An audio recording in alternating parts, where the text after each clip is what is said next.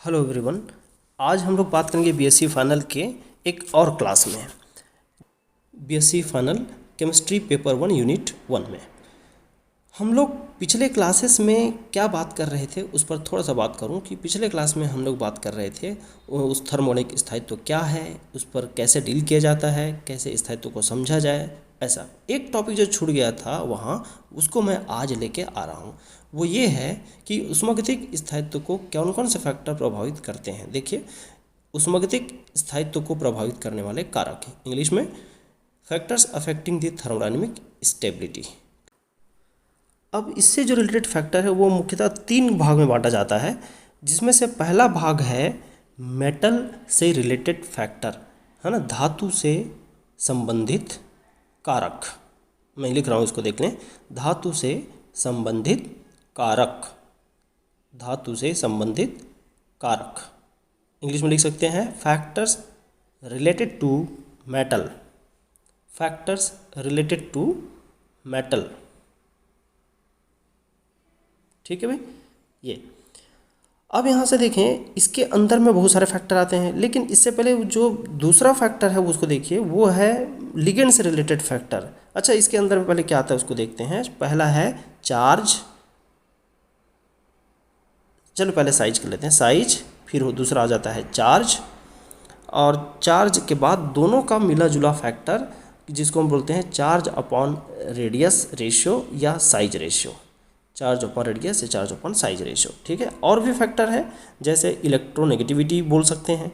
Electronegativity थोड़ा सा अटपटा जरूर लगता है मेटल के लिए, लेकिन इलेक्ट्रोनेगेटिविटी इसलिए बोल रहा हूँ कि ये मेटल के लिए फेमस है। चलिए दूसरा देखें, धातु के जगह अब हम बात कर रहे हैं लिगेंड से संबंधित कारक, फैक्टर्स रिलेटेड टू लिगेंड। लिख देता हूँ मैं, लिगेंड से संबंधित कारक। इंग्लिश में भी देख लें, इंग्लिश में देखें, factors related to ligand, factors related to ligand, factors related to ligand. हो गया भाई। ये देखिए, अब इसके अंदर में क्या क्या आता है मैं आपको तो एक एक करके यहाँ पर मेंशन कर देता हूँ, फिर बाद में डिटेल में ले जाएंगे। देखें,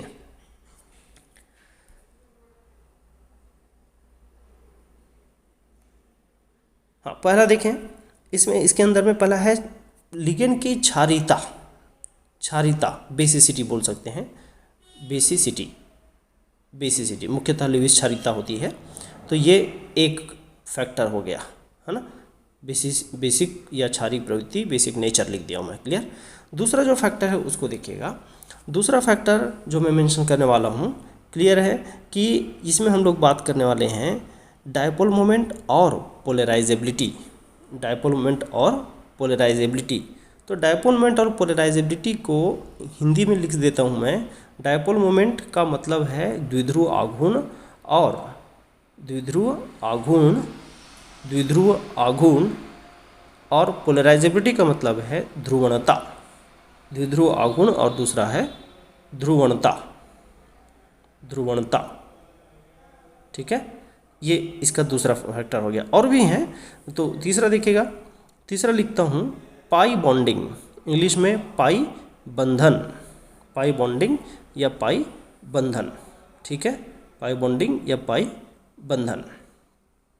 चौथा फैक्टर देखें, चौथा फैक्टर में लिख रहा हूँ कि किलेट प्रभाव, ये सबसे इंपॉर्टेंट प्रभाव है भाई। किलेट प्रभाव, किलेट इफेक्ट, किलेट प्रभाव, किलेट इफेक्ट, किलेट इफेक्ट। ठीक, पूरे टॉपिक में से सबसे इम्पॉर्टेंट है ये किलेट प्रभाव। अच्छा, एक अब देखो, मेटल हो गया, लिगेंड हो गया, मेटल और लिगेंड को मिलाकर, अच्छा एक छूट रहा है उसको पूरा कर दें। तो भाई एक लिगेंड में स्टेरिक इफेक्ट भी होता है।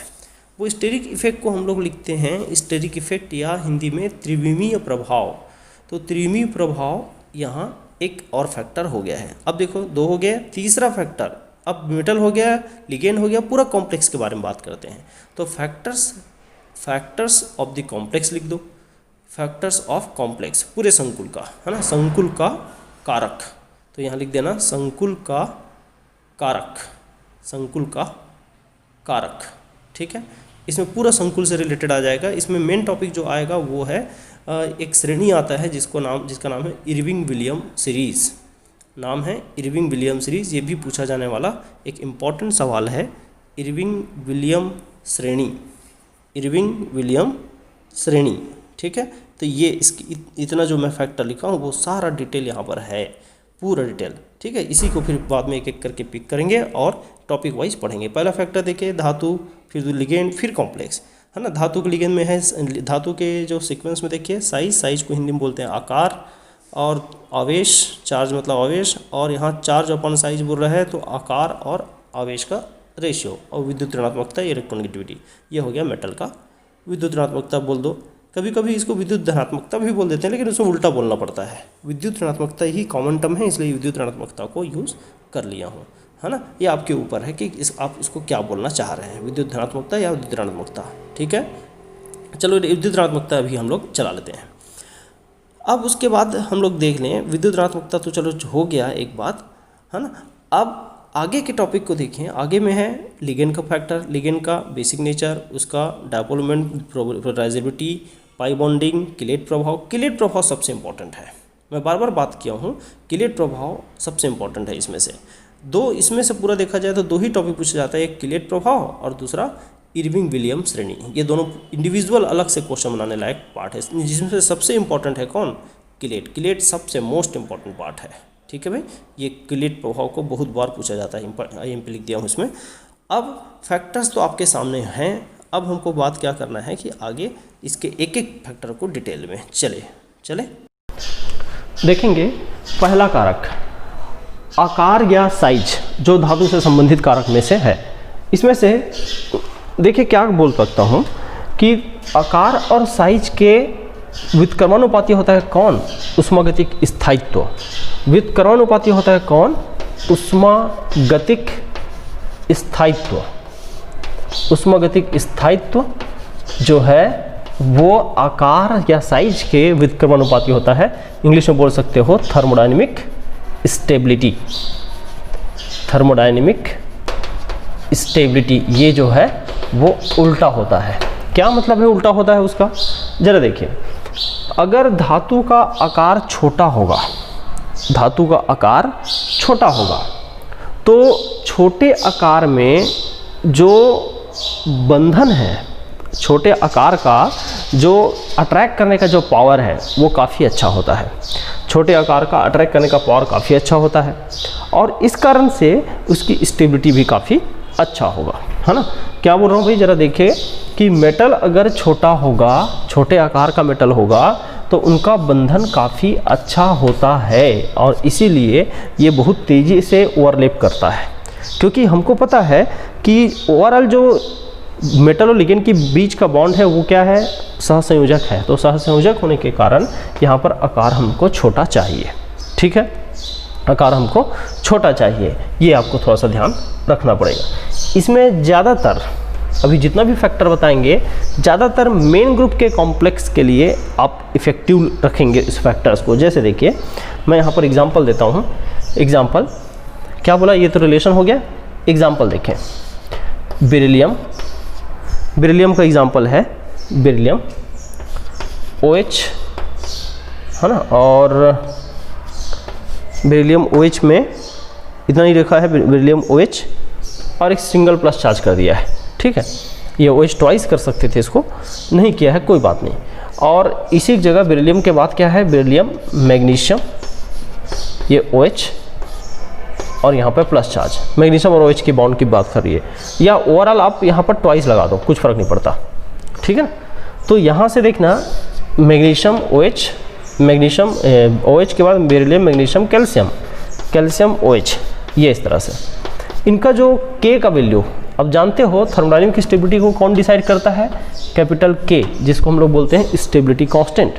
तो स्टेबिलिटी कांस्टेंट का जो कैलकुलेटेड वैल्यू है वो मैं दे रहा हूँ आपको, ये दिया है 10⁻⁷, ठीक है। और दूसरे का वैल्यू दिया है 120, तीसरे का वैल्यू दिया है 30। तो आप इससे अंदाज लगा सकते हो कि कितना सडनली डिक्रीज हो रहा है रेट, और ये एक प्रूफ है कि ये रिलेशन करेक्ट है। लेकिन इस रिलेशन में डाउट बाद में आता है जब हम डी ब्लॉक में बात करते हैं। डी ब्लॉक में अगर सारे फैक्टर को सेम रखते हुए, याद रखना, नोट करके लिख रहा हूँ, this is for main group element, main group element complex, element complex, ये मेन ग्रुप एलिमेंट कॉम्प्लेक्स के लिए एकदम सही है। मेन ग्रुप एलिमेंट मतलब एस ब्लॉक और पी ब्लॉक के मेटल के लिए। ये जैसे देखो बेरिलियम, मैग्नीशियम, कैल्शियम कौन सा ग्रुप का है? एस ब्लॉक का है। डी ब्लॉक में क्या होता है? डी ब्लॉक में थोड़ा सा अपोजिट होता है ना। कैसे कैसे होता है? For D block element, D block element यहाँ 4D का सबसे ज़्यादा हो जाता है। ये 4D बोलते हैं, 5D का, फिर 4D का और फिर 3D का। यहाँ प्रिंसिपल क्वांटम नंबर के प्रोपोर्शनल होता है थर्मोडायनेमिक स्टेबिलिटी, ये CFEC के कारण, ठीक है, CFEC के कारण ऐसा होता है। तो आप थोड़ा सा मेंशन करके जरूर रखना नोट पॉइंट में, और ये जनरल एस ब्लॉक और पी ब्लॉक के लिए काम में ला सकते हैं बेझिझक। ठीक, ये हो गया पहला फैक्टर। दूसरा चलते हैं आवेश या चार्ज पे। धातु, आयन, आवेश, धातु, आयन, आवेश, इंग्लिश में charge on metal ion, charge on metal ion. क्या होगा इसका रिलेशन एक बार फिर सोचा जाए तो चार्ज ऑन मेटल आयन से क्या तात्पर्य है? इसका मतलब है मेटल पर मोस्टली कौन सा चार्ज होता है? तो पॉजिटिव चार्ज होता है।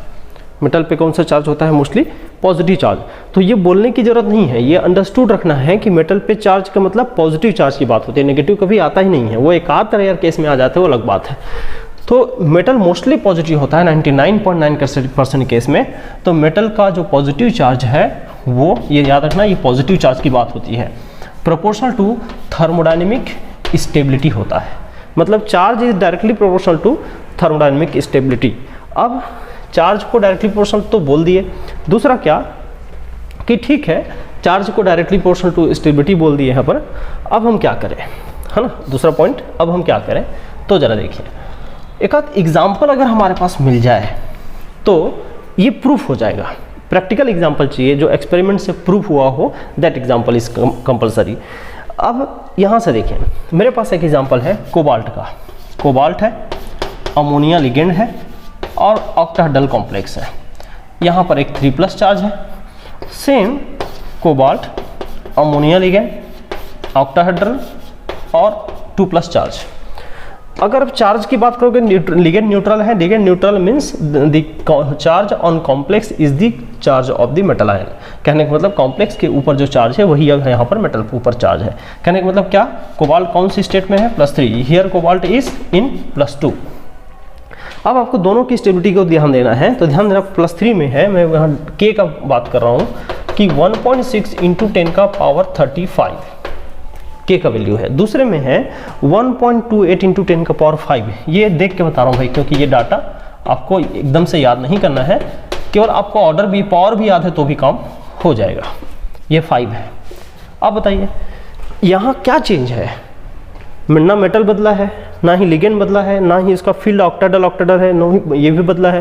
केवल बदला है इस पर चार्ज, और अंदर जाके बात करूँ तो नंबर ऑफ डी इलेक्ट्रॉन, इससे ज़्यादा चेंज नहीं आया है। तो अब देखो, लेकिन रेट में तो काफ़ी चेंज आ गया, 10⁻35 to 10⁵, कई गुना चेंज आ गया।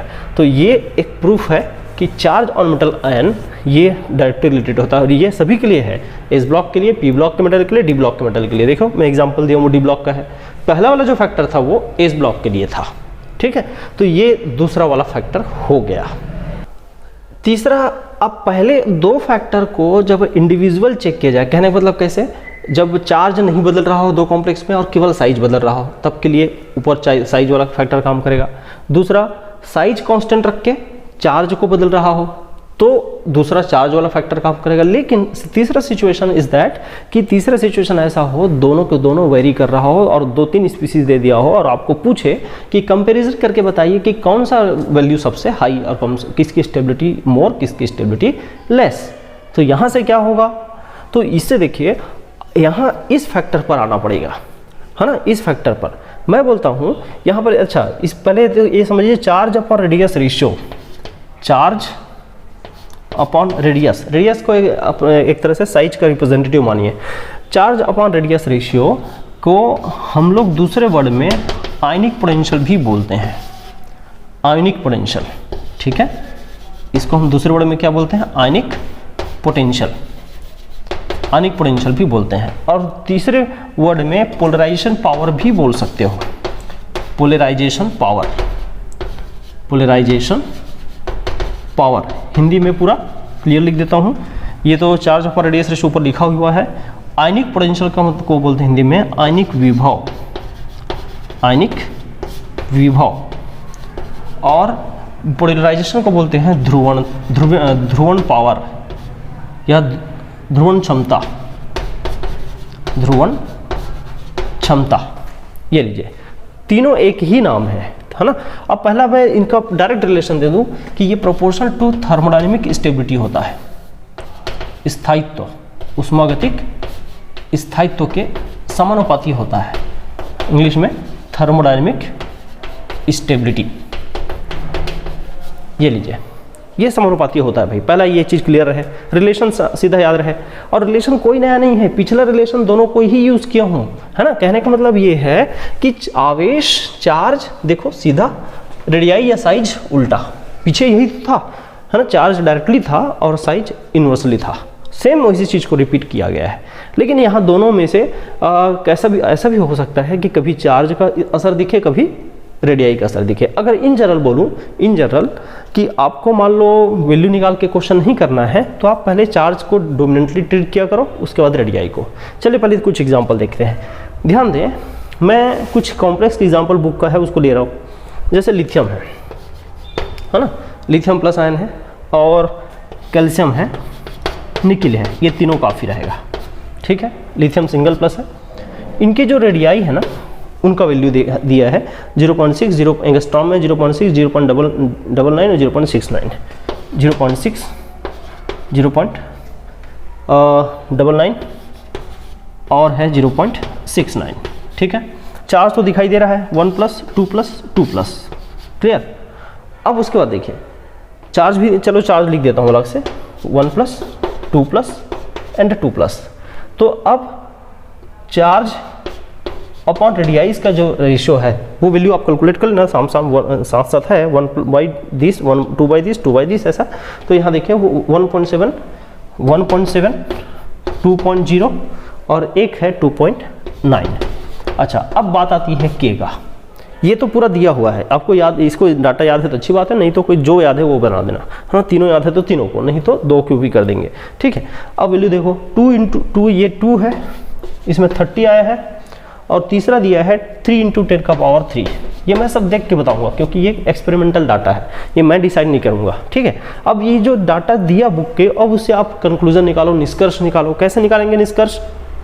निष्कर्ष ये है कि आप देखें रेडियाई और चार्ज, यहाँ देखो चार्ज पर रेडियाई का रेशियो 1.7, 2.0, 2.9 धीरे धीरे बढ़ रहा है, तो स्टेबिलिटी कांस्टेंट भी धीरे धीरे बढ़ रहा है, काफ़ी बढ़ रहा है भाई। 2 के बाद 30, 30 के बाद सीधा 3000 हो गया, तो ये काफ़ी बढ़ रहा है। तो ये बता रहा है कि ये रिलेशन एकदम फिट है ना।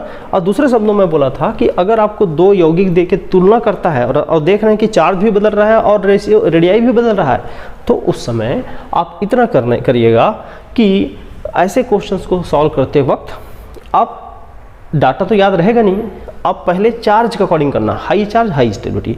उसके बाद जब चार्ज सेम हो जाए तब रेडियाई के केस में ले लेना और रेडियाई से सॉल्व करना कि जिसका रेडियाई छोटा वो ज़्यादा स्टेबल है ना। चार्ज को डोमिनेंट, फिर रेडियाई, फिर वो क्वेश्चन बिना डाटा के भी आप अरेंज करो वाला क्वेश्चन हो सकता है। लेकिन ये बीएससी लेवल के क्वेश्चन है, ये जेएम लेवल के क्वेश्चन है, ये थोड़ा सा कॉम्पिटिटिव लेवल का है ना। क्लियर है? एक एग्जाम्पल और देना चाह रहा हूँ, ये हो गया फर्स्ट एग्जाम्पल। इसमें देखिएगा दूसरा एग्जाम्पल यहाँ बनाता हूँ। ये जो कॉपर 1+ है ना और सोडियम 1+, अभी इसका साइज नहीं दे रहा हूँ, डायरेक्ट ऐसे कर रहा हूँ। कॉपर 1+ और सोडियम 1+ में देखें कि थर्मोडायनेमिक स्टेबिलिटी को भी कॉम्प्लेक्स बनाता है ना, मोस्टली कॉपर का ज़्यादा होता है। कॉपर का ज़्यादा क्यों होता है कि जो ध्रुवण होता है, ध्रुवण है जो हम लोग दूसरा बोले थे ना, पोलराइजिंग ध्रुवणीयता बोलते हैं या पोलराइजिंग पावर वैसा बोले, ये इसका ज़्यादा हो जाता है, इसलिए स्टेबिलिटी इसकी ज़्यादा हो जाती है। मतलब, और ये देखो ध्रुवण क्षमता लिखा हूँ, ठीक। तो ये इसका मेन कारण है, इधर ध्रुवण क्षमता है, ठीक। 3 हो गया भाई अच्छे से। चौथा आप नहीं भी करेंगे चलेगा क्योंकि मेन फैक्टर हो गया है।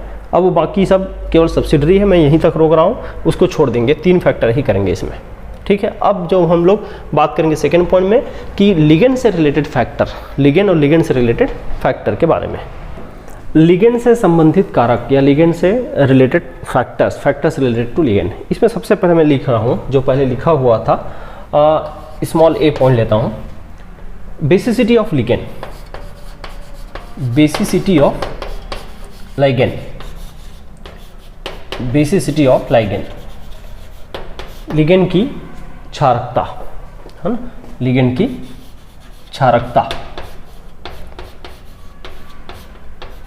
लिगेंड की क्षारकता।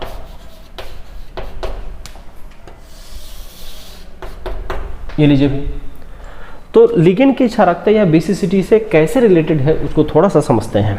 एक्चुअल उसके लिए थोड़ा बेसिक में जाना पड़ेगा। मेटल यहाँ पर जो भी है पॉजिटिव कैटायन होता है या पॉजिटिव सेंटर होता है या इलेक्ट्रॉन डिफिशिएंट होता है, कैसे बोलिए। Ligand mostly lone pair donor होता है ना, मोस्टली ये जो कोऑर्डिनेट बॉन्ड बनाता है इसके खाली ऑर्बिटल में, तो लिगेंड क्या हो गया भाई, लेविस बेस हो गया, और मेटल क्या हो गया, लेविस एसिड हो गया। तो अभी हमको किसके बारे में बात करना है, लिगेंड के बारे में। ये लीजिए, तो लिगेंड की बेसिसिटी से मतलब है लिगेंड के लेविस बेसिसिटी से, मतलब अब लेविस बेसिसिटी से क्या, बेसिसिटी क्या है, इलेक्ट्रॉन का डोनेशन। तो इलेक्ट्रॉन डोनर एबिलिटी जितनी अच्छा होगा, इलेक्ट्रॉन डोनर एबिलिटी जितनी अच्छी होगी, उसकी कॉम्प्लेक्स बनाने का पावर भी उतना ही अच्छा होगा। ये यहाँ पर बात समझ में आ रही है। तो सीधा सा मैं सवाल कर सकता हूँ, लिगेंड की क्षारकता proportional to stability, stability of complex, stability of complex. अब स्टेबिलिटी ऑफ कॉम्प्लेक्स बोलूं तो ये स्थायित्व, संकुल का स्थायित्व तो बोल सकते हो आप हिंदी में। तो ये इसका बेसिक थीम है। फॉर एग्जाम्पल एक आध एग्जाम्पल लेते हैं, जैसे लिगेंड हैलाइड लिगेंड है, F- Cl- Br- I-, क्या क्या बोला, F-, Cl-, Br- और I-। तो ये FCl Br ये एक तरह का लिगेंड है। अगर इनकी बेसिसिटी की मैं बात करूँ, बेसिसिटी ऑर्डर मैं बता देता हूँ, स्टेबिलिटी ऑर्डर आप बता देना। तो basicity order is this, so complex formation order is also this. सही है, तो ये आप काम कर सकते हैं। हाँ, किसी को डाउट हो कि सर बेसिसिटी कैसे पहचानते हैं, तो अगर आप एसिडिटी पहचानते हैं तो काम आसान हो जाता है। जैसे आप देखें कि इसका जो कॉन्जुगेट एसिड है, कहाँ जाना, कॉन्जुगेट एसिड, कॉन्जुगेट एसिड कौन, HF, HCl, HBr और HI, है ना, ये कॉन्जुगेट एसिड है। कॉन्जुगेट एसिड की एसिडिटी अब चलोगे ना तो ऐसा होता है, आयोडीन वाले के बॉन्ड कमजोर होता है, सबसे ज़्यादा अच्छा एसिड देता है।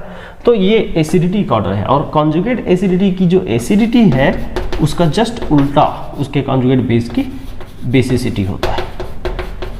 तो कई बार क्या होता है, डायरेक्ट ये याद नहीं आता तो हम लोग इसको याद करके पलट लेते हैं, ठीक है। तो ये एक क्रम हो गया है, पहला फैक्टर। दूसरा फैक्टर एक और था, दूसरा फैक्टर में हमने लिखा था कि डायपोल मोमेंट और polarisability, dipole moment and polarisability of ligand.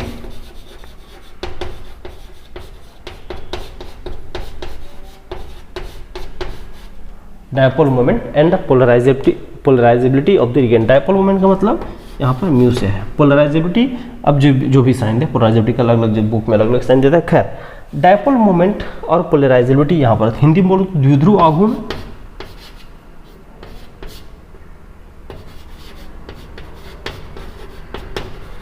द्विध्रुव आघूर्ण, और ये है क्या, ध्रुवणता।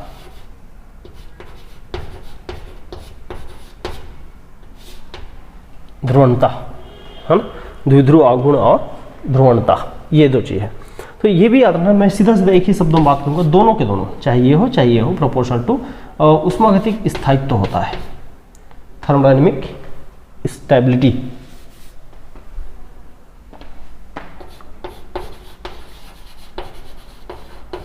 Thermodynamic stability. ये याद रखेंगे, थर्मोडायनेमिक स्टेबिलिटी के प्रोपोर्शनल होता है। क्लियर है? तो ये बस इतना, इसमें इतना ही दे रहा हूँ और नहीं दे रहा हूँ। अब इसके बाद ये फैक्टर ज़्यादा इंपॉर्टेंट है, इसको छोड़ के देंगे चलेगा। ए बी के बाद अब चलता हूँ तीसरे में, नोट करें इसको। देखिए तीसरा फैक्टर, लिगेंड से रिलेटेड तीसरा फैक्टर, पाई बॉन्डिंग, पाई बंधन। पाई बॉन्डिंग, पाई बंधन हमेशा कॉम्प्लेक्स की स्टेबिलिटी को बढ़ाता है ना, थर्मोडायनेमिक स्टेबिलिटी के प्रोपोर्शन होता है।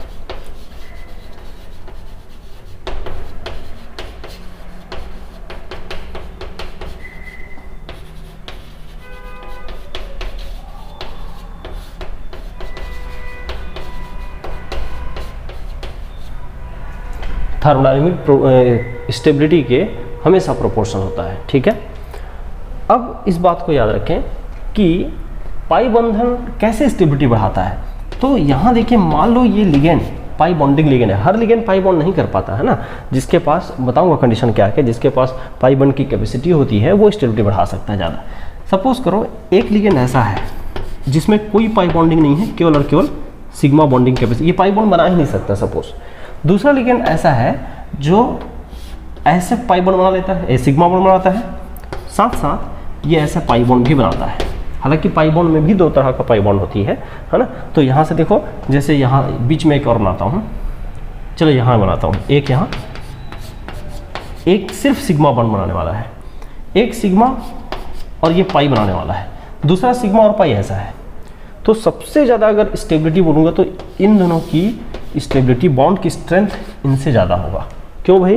क्योंकि यहाँ डबल बॉन्ड है और यहाँ पर सिंगल बॉन्ड है, डबल बॉन्ड का स्ट्रेंथ सिंगल बॉन्ड से हमेशा ज़्यादा होगा। लेकिन इन दोनों में अगर बोला जाए तो ये ज़्यादा स्टेबल होगा। क्यों?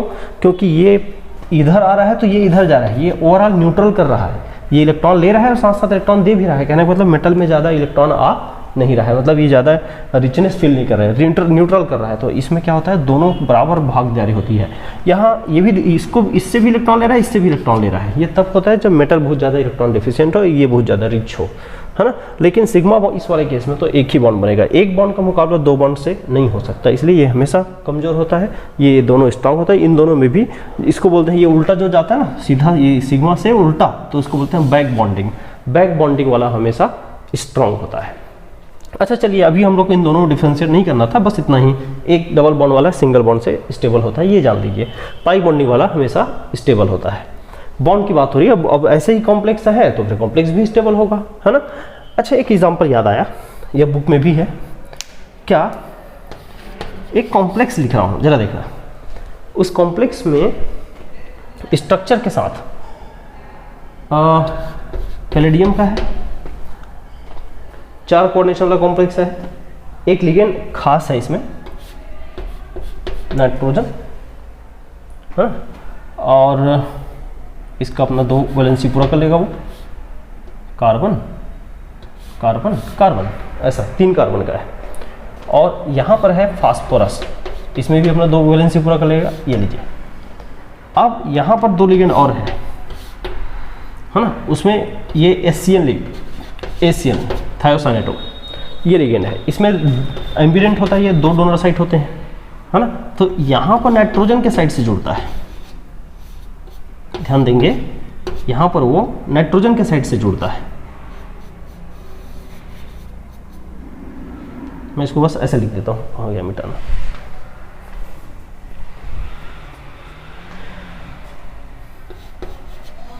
और यहाँ पर वो सल्फर के साइड से जुड़ता है, ये। तो ये दोनों के दोनों, यहाँ पर देखना, यहाँ कैसे सिचुएशन आया है उसको थोड़ा एक बार सोचते हैं। अच्छा, ये कब ये पाई बॉन्ड के बारे में थोड़ा सा और बात करता हूँ। ये पाई बॉन्ड होने के लिए लिगेंड में खाली vacant d orbital, vacant pi antibonding होना चाहिए। वैकेंट सिग्मा एंटी बॉन्डिंग भी चलता है, vacant d orbital, vacant pi antibonding, vacant sigma antibonding होना चाहिए, तब ये वो वापस लेता है। और यहाँ के लिए वैकेंट की जरूरत नहीं है, इसको भरा हुआ होना चाहिए, वैकेंट यहाँ होना चाहिए, है ना। यहाँ वैकेंट डी होना चाहिए, तब उसमें वापस देगा। तो ये कंडीशन को पहचानने के लिए यहाँ देखना, इसमें वैकेंट p है, d ऑर्बिटल है इसके पास और खाली, इसके पास भी d खाली है, तो ये d के कारण पाई बॉन्ड बना सकता है। अब ये n के पास कोई d ऑर्बिटल नहीं है भाई, n के पास कोई d ऑर्बिटल नहीं है, तो ये पाई बॉन्ड नहीं बनाता। तो देखो ये पाई बॉन्ड नहीं बनाता, तो यहाँ से देखना जो यहाँ पाई बॉन्ड नहीं बनाता उसके अगेंस्ट में डेंटिस वो एम्बिडेंट लिगेंड ऐसे अपने आप को रखा कि वो पाई बॉन्ड बना ले। यहाँ पाई बॉन्ड बना लेता है तो इसके अगेंस्ट में ऐसा रखा कि पाई बॉन्ड ना बनाए। इसका मतलब ये हुआ कि कम से कम एक पाई बॉन्ड तो हो। ये पाई बॉन्ड की स्टेबिलिटी के कारण ही ऐसा अरेंजमेंट हुआ। हालांकि ये पर्टिकुलर इसी टॉपिक का एग्जांपल नहीं है, पर मैं एक एडिशनल क्वेश्चन एग्जांपल याद आ गया तो बता रहा हूँ कि यहाँ क्यों सल्फर और यहाँ पर क्यों नाइट्रोजन, क्योंकि इसके अगेंस्ट हम पाई बॉन्डिंग है और इसके अगेंस्ट हम पाई बॉन्डिंग नहीं है, इसलिए ये खुद पाई बॉन्डिंग बनाने के लिए सल्फर के एंड से अटैक किया और सल्फर के एंड से बॉन्डिंग टेक पार्ट किया। तो ये एडिशनल क्वेश्चन है, ओके, ये एडिशनल एग्जाम्पल है, कभी पूछ दिया तब की बात है। देखिए स्टेरिक फैक्टर या त्रिविमीय कारक क्या है ये थोड़ा सा समझना जरूरी है। और स्टेरिक फैक्टर में जब कॉम्प्लेक्स बहुत बल्की हो जाए तो उनके जो मेटल और लिगेंड बॉन्ड है ना वीक होने लगते हैं, और इसके कारण बल्कि मतलब बहुत बड़ा बृहद झुंड जैसा दिख रहा है, जाल जैसा दिख रहा है, तो लिगेंड का आपस में रिपल्शन के कारण मेटल और लिगेंड के बीच बॉन्ड प्रभावित होता है, जिसके कारण स्टेबिलिटी कम हो जाती है। तो जनरली क्या होता है उसको बता रहा हूँ। Steric factor inversely proportional to उष्मागतिक स्थायित्व होता है, थर्मोडायनामिक स्टेबिलिटी या उष्मागतिक स्थायित्व, ठीक है, ये एक सामान्य संबंध है। लेकिन अब इसको एग्जाम्पल के जरिए मैं आपको क्लियर करूं तो जरा देखिएगा। सपोज यहाँ ऐसा कोई एग्जाम्पल है जिसमें पहला एग्जाम्पल ले जाता हूँ, है ना, कोई पर्टिकुलर नाम नहीं ले रहा हूँ, एम मेटल से बना रहा हूँ कॉम्प्लेक्स को, ठीक भाई। अब इस तरह से एक ऑक्टाहेड्रल कॉम्प्लेक्स जनरेट करना है मुझे, और उसको देखते जाइएगा कैसे बना रहा हूं मैं। यहां CH2CH2 चैन, CH2CH2 चैन है, और ये CH2CH2 चैन, ठीक है। अभी यहां कुछ नहीं, मतलब कौन है, हाइड्रोजन है। ये लीजिए, बहुत इजी वे में ये बनाया। एक इसी को कंपैरिजन दिखाने के लिए एक दूसरा कॉम्प्लेक्स और बना रहा हूं यहां से, देखिएगा N N ऐसे N N इस तरह, N N इस तरह, और यहां दोनों हाइड्रोजन के जगह में दो मेथिल ग्रुप है। मेथिल को मैं Me से शो कर रहा हूं सब जगह,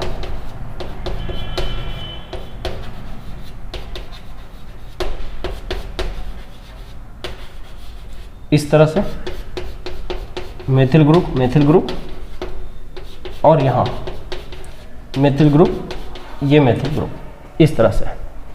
अब देखिए और बताइए कि त्रिविम कारक, इस बल्कीनेस या बहुत भीड़ भाड़ कहाँ दिख रहा है, तो आप साफ साफ देख रहे हैं राइट साइड में बोलेंगे, ये सर नो, राइट साइड में क्या होगा, भीड़ भाड़ ज़्यादा है। तो त्रिविम कारक यहाँ है, तो त्रिविम कारक यहाँ होने से क्या होता है, ये लिगेंड एक दूसरे को रिपल्शन करते हैं। ये लिगेंड, ये पूरा का पूरा होल लिगेंड ये दूसरे लिगेंड को रिपल्शन करेगा।